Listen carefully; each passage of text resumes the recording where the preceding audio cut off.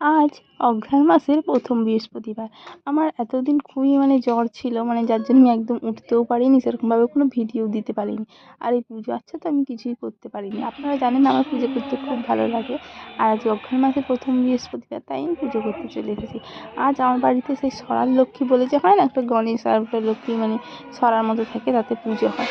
আপনাদের বাড়িতে কি সেরকম পুজো হয়? যদি হয় অবশ্যই কমেন্টে জানাবেন। এই যে দেখতে পাচ্ছেন আমি কিন্তু ফাঁকা করে রেখেছি, ব্রাহ্মণ ঠাকুরাই আসে। এটা হচ্ছে পুজো করবে। এটা তারপরে শিকেই তুলে রাখবে, এটা আবার ছোঁয়া যাবে না, বামুনই ছোঁবে এখন। এই অঘ্রাণ পৌষ এই 2টি মাস। তারপরে এই যে দেখুন আমি সম্বরণী ধূপগুলো কিনে এনেছি। আমি ফোনেতে দেখতাম, আমাদের এখানে বাজারে খুব একটা পাওয়া যেত না তখন।